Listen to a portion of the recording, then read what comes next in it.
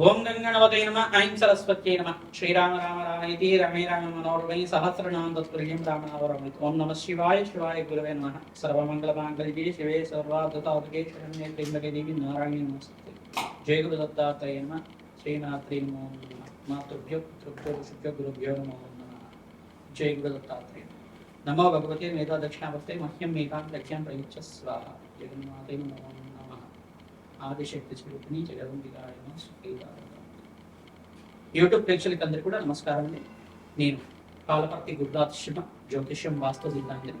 ఈ రోజున చెప్పబోయే టాపిక్ ఏంటంటే, ప్రధానంగా ప్రతి ఒక్క జాతకుడిలో ప్రధానంగా చూసుకునే విశేషమైన ఫలితాలు ఇచ్చే విధంగా సంతాన యోగం కానీ, ఆర్థిక స్థితి మెరుగుపడాలన్నా కానీ, ఆనందమైన జీవితం కావాలన్నా కానీ, ప్రధానంగా ఈ యొక్క కాలసర్ప దోషం ఉందా లేదా, వంశాభివృద్ధికి కారణమవుతుంది. ప్రధానంగా కాలసర్ప దోషం అనేది వంశానికి అభివృద్ధి కారణమవుతుంది. ఈ దోషం అనేది ప్రతి ఒక్క జాతకుడిలో ఉందా లేదా అనేది విశ్లేషణ చేసుకోవాల్సిన అవసరం ఉంటుంది అనమాట.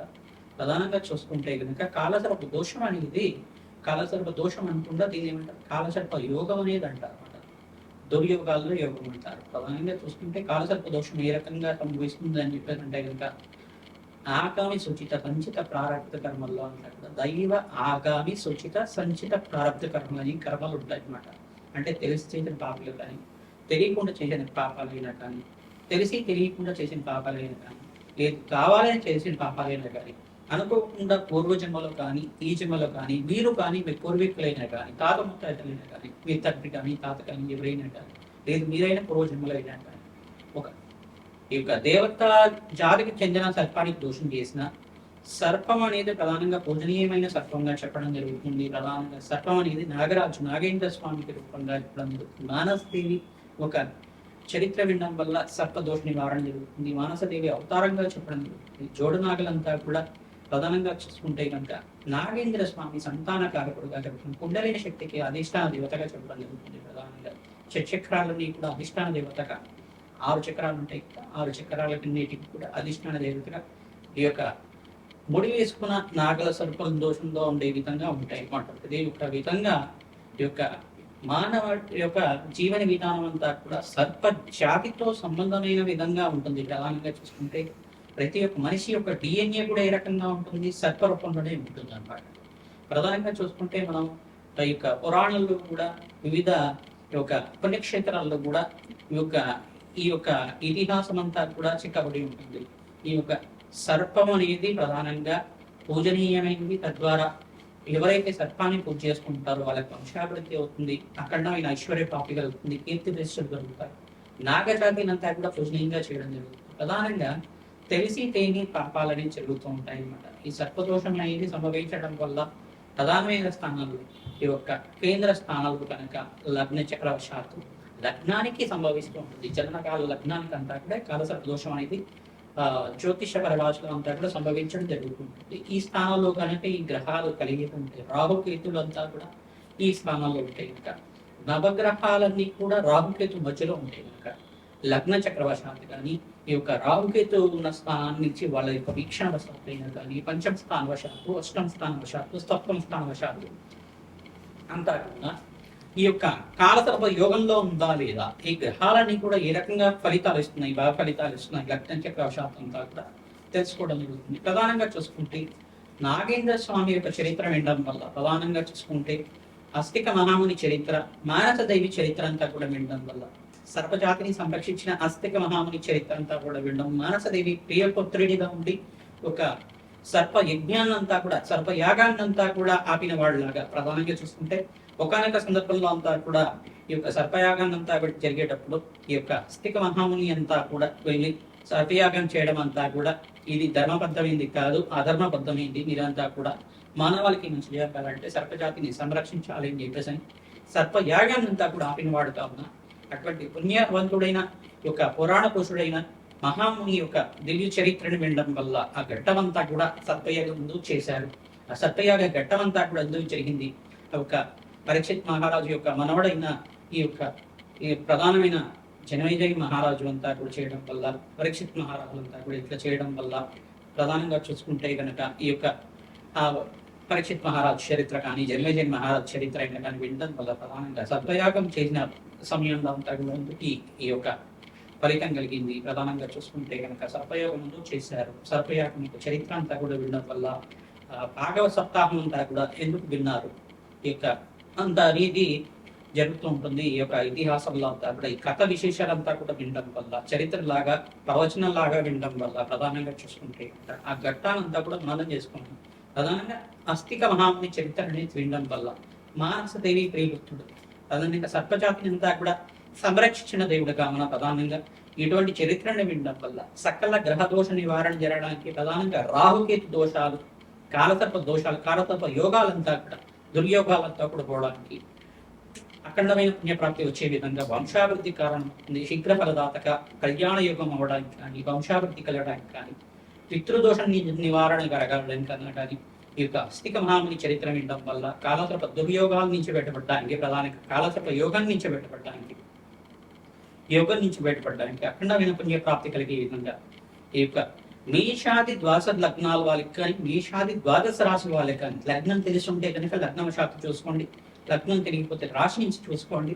తద్వారా ఈ యొక్క కాలసర్ప యోగం అనేది ఏ రకంగా సంభవిస్తుంది, కాలసర్ప యోగం నుంచి ఈ దోషం నుంచి బయటికి పడాలంటే, ప్రధానంగా బయటికి రావాలి అంటే, కాలసర్ప దుర్యోగం నుంచి బయటికి రావాలంటే కనుక ఎటువంటి దోషాలకి పరిహారం చేసుకోవాలి. ప్రధానంగా ఆర్థిక స్థితి బట్టి మీకు అంతా కూడా పరిష్కారం చెప్పడం జరుగుతుంది. ప్రధానంగా ఉంటే కనుక లగ్న చక్రవశాత్తు పంచమ స్థానంలో కుచ రాహుల కలిగి కానీ, కుచకేతులు కలిగి కానీ, శుక్ర రాహుల కలిగి కానీ, శుక్ర కేతువు కలిగి కానీ, ఈ యొక్క పంచమాధిపతి ఏ స్థానంలో ఉన్నారు, పంచమ లగ్నవశాత్తు, అష్టమ లగ్నవశాత్తు, లగ్న చక్రవశాత్తు అంటే లగ్నము ద్వితీయ అంటే ధనస్థానము మరియు పంచమ స్థానం, సప్తమ స్థానం, అష్టమ స్థానము, నవమ స్థానాల్లో కనుక ఉంటే కనుక, చతుర్థ స్థానాల్లో కూడా రాహుకేతులు సంచారం జరిగి ఉంటే కనుక, ఈ యొక్క స్థానాల్లో కనుక రాహుకేతులు ఉండేసి ఆ గ్రహాలన్నీ కూడా నవగ్రహాలన్నీ కూడా రాహుకేతు మధ్యలో ఉంటే కనుక, రాహుకేతులన్నీ కూడా ఛాయాగ్రహాలుగా చెప్పడం జరుగుతుంది.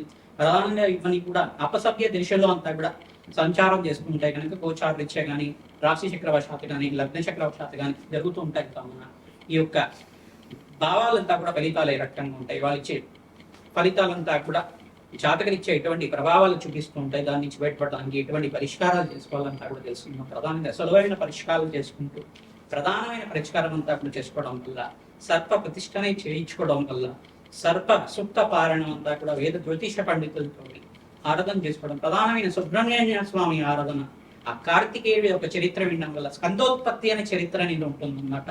సుబ్రహ్మణ్య స్వామి చరిత్ర అంతా కూడా వినడం వల్ల సకల గ్రహదోష నివారణ జరగడానికి ఆస్కారం ఉంటుంది. సర్పజాతి కంటే కూడా అధిష్టాన దేవతగా సుబ్రహ్మణ్య స్వామి ఉంటారు, మానసదేవి ఉంటుంది. కాబట్టి ఈ యొక్క మానసదేవి చరిత్ర, సుబ్రహ్మణ్య స్వామి చరిత్ర ప్రతి నిత్యం కూడా చదవడం వల్ల, వినడం వల్ల ఓం శరవణ భవాయ నమః అని నామాన్ని ప్రతినిత్యం కూడా స్మరణ మాత్రం చేతిని సకల గ్రహదోష నివారణ జరుగుతుంది. ప్రధానంగా ఆర్థిక స్థితి మెరుగుపడుతుంది, అష్టైశ్వర ప్రాప్తి కలుగుతుంది, అప్పుల బాధల నుంచి బయటపడతారు, రుణ బాధల నుంచి బయటపడతారు, రోగ బాధల నుంచి బయటపడతారు. వంశాభివృద్ధి కారణమైన సుబ్రహ్మణ్య స్వామి అంతా కూడా శివ తేజో రూపంగా ఉంటారు కావున ఆ కార్తికేయుడు మురుగనుడైన సుబ్రహ్మణ్య స్వామి అంతా కూడా కరుణా కటాక్ష వీక్షణలందరికీ కూడా కావాలని చెప్పేసి భావిస్తూ మేషాది ద్వాదశ లగ్న జాతకులకంతా కూడా ఈ యొక్క కాలసర్ప దోషం నుంచి బయటపడడానికి ఎటువంటి పరిష్కారాలు చేసుకోవాలంతా కూడా ఈ యొక్క జ్యోతిష శాస్త్ర ప్రామాణికంగా అంతా కూడా చెప్పడం జరుగుతుంది.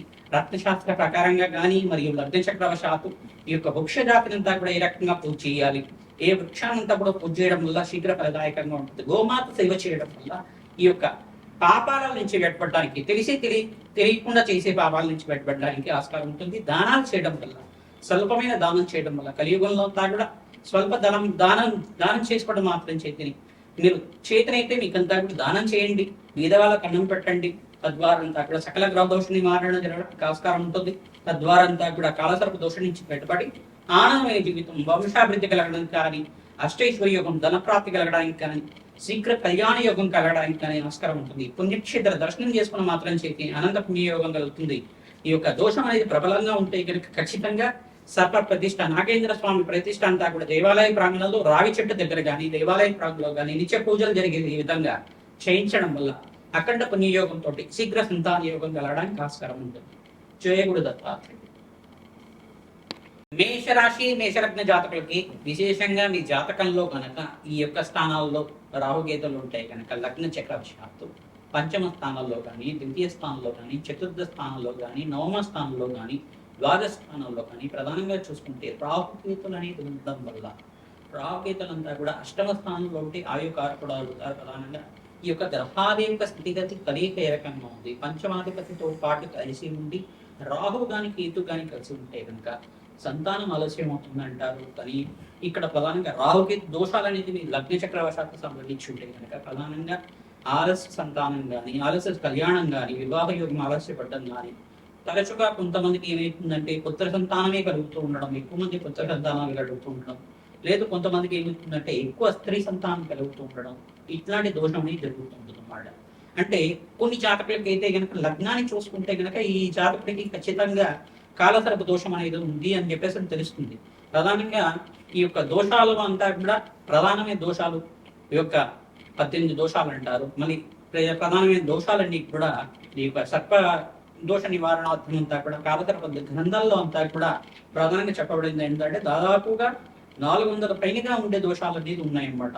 అంటే కేతు లగ్నవశాత్తు కూడా రాహు కేతు మధ్యలో కూడా రాహు కేతుల మధ్యలో నుంచి అన్ని గ్రహాలు ఉండడం కానీ కొన్ని స్థానాల్లో కనుక ఈ రాహుకేతులు ఉండడం వల్ల వాళ్ళ వీక్షణ అంతా కూడా సప్తమ స్థానం మీద పంచమ స్థానం మీద అనేది పంచమాధిపతి ఉన్న స్థానం నుంచి రాహుకేతులతో కలిగికున్న దృష్టి అంతా కూడా పడడం వల్ల సప్తమత్కాల్లో రాహుకేతులు ఉంటారు.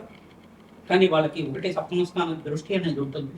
కానీ ఇక్కడ సప్తమాధిపతి పంచమాధిపతి రాహుకేతు పాటు కలిసి ఉండి వాళ్ళకి వీక్షణలంతా కూడా వేరే వీక్షణలో ఉంటుంటాయి కనుక ఆ వీక్షణ అంతా కూడా పంచమ స్థానం మీద కానీ సప్తమ స్థానం మీద కానీ నవమ స్థానం మీద కానీ పడితే కనుక ఆ దుర్యోగాలన్నీ కూడా ఈ రకంగా ఉంటాయి. తద్వారా అంతా కూడా ఈ యొక్క దోషాలకి అంతా కూడా ఈ కారణాలన్నీ చెప్పడం జరుగుతుంది. ప్రధానంగా కులింగ కాలసర్పదోషము, తక్షక కాలసర్పదోషము, వాసికి కాలసర్పదోషము, పద్మ కాలసర్పదోషము, తర్వాత ఈ యొక్క ఐరావత కాలసర్ప దోషాలు అని చెప్పేసి ఈ యొక్క దోషాలు ప్రామాణిక కాలసర్ప దోషాలు, ధనుంజయ కాలసర్ప దోషాలు అని చెప్పేసి అనుకుంటారు. ప్రధానంగా ఈ యొక్క ప్రధానమైన దోషాలుగా చెప్పడం జరుగుతుంది. ఈ యొక్క కర్కోటక కాలసర్ప దోషం అనేది అన్నిటికన్నా చాలా విశేషమైనది, చాలా ప్రబలంగా ఉండే దోషం అనేది చెప్పడం జరుగుతుంది. ఈ దోషాలు ఉన్న వాళ్ళకి వాసికి కాలసర్ప దోషాలు ఉన్న వాళ్ళకి ప్రధానంగా చూసుకుంటే కనుక నాగేంద్ర స్వామి ప్రతిష్ట అనేది ఖచ్చితంగా చేయాల్సిందే.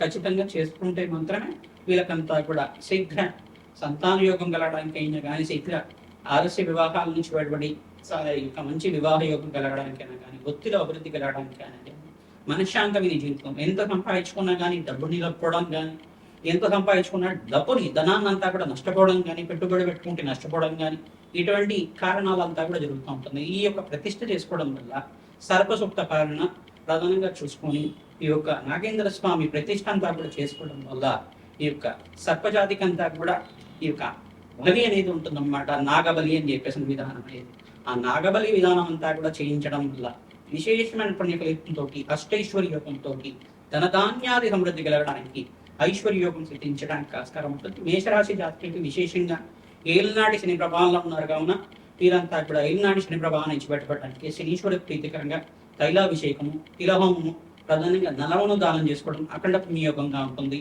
ఇక్కడ కుంభరాశులు అంతా కూడా ఈ యొక్క రాహు సంచారం చేయడం, సింహరాశులంతా కూడా కుజకేతులు సంచారం చేయడం అనేది జరుగుతుంది. కావున ప్రధానంగా రాహుకి ప్రీతికరంగా నిలువలంతా కూడా దానం చేయడం, రావణకి దక్షిణ సహితంగా ఇవ్వడం, ఈ యొక్క వెండి సర్పాన్నంతా కూడా దానం చేసుకోవడం వల్ల కాలసర్ప దోషాల నుంచి విడబెట్టడానికి ఆస్కారం ఉంటుంది.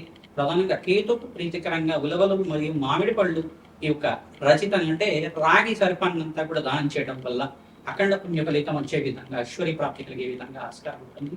ప్రతినిత్యం కూడా మీరు సుబ్రహ్మణ్య స్వామిని కులదేవతగా ఆరాధన చేయడం, మళ్ళీ నాగేంద్ర స్వామి ప్రతిమంతా కూడా తెచ్చుకొని ఇంట్లో పెట్టుకోవడం, చిన్నది ఈ యొక్క చిన్న పరిమాణంలో ఉండే సర్పానికి రూపంగా ఉండే సర్ప రూపనంతా కూడా తెచ్చుకొని వెండి రూపం తెచ్చుకొని దానికి ఒక ఆవు పాలతో కానీ అభిషేకం లాగా చేసుకోవడం, శరవణ నామంతో అభిషేకం లాగా చేసుకుని ఆ తీర్థాన్ని స్వీకరించడం కానీ లేదు జలంతో అభిషేకం చేసుకొని ఈ యొక్క కొబ్బరి నీళ్ళంతా కూడా నివేదన చేసి కొబ్బరికాయనంతా కూడా నివేదన చేసి ఆ ప్రసాదం స్వీకరించడం, చిమిలి నివేదన చేసి స్వామివారికి ప్రీతికరంగా మంగళవారం శుక్రవారం పూట మరియు శనివారం పూట కానీ ఈ యొక్క అమావాస్య వేళల్లో కానీ విశేషంగా నాగేంద్ర స్వామికి అంతా కూడా రావి చెట్టు దగ్గర ఉండే జోడనాగులకంతా కూడా ఆ సర్పాలకంతా కూడా అభిషేకాది కార్యక్రమాలు చేసుకుని చిమ్మిలి నువ్వులతో చేసిన నువ్వులు బెల్లం మరియు ఈ యొక్క నువ్వులు బెల్లంతో చేసిన చిమిలి లడ్డూలాగా పెట్టేసి ఆ చిమిలినంతా కూడా నివేదన చేసుకొని తినడం వల్ల సకల గ్రహదోష నివారణ జరగడానికి ఆస్కారం ఉంటుంది. ఎవరి జాతకంలో కనుక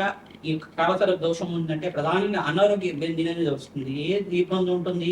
గర్భశోకమైన ప్రధానంగా చూసుకుంటే ఈ యొక్క గర్భ దోషాలు అనేది ఉంటాయి అన్నమాట. పీసీఓడి ప్రాబ్లమ్స్ కానీ పీసీఓఎస్ ప్రాబ్లమ్స్ కానీ ఇట్లాంటివి ఉంటాయి. లేదు ఆలస్య సంతానం కలగడం కానీ అబార్షన్స్ అనేది జరుగుతూ ఉండడం కానీ ఇట్లాంటి దోషాలు అనేది ఉంటాయి.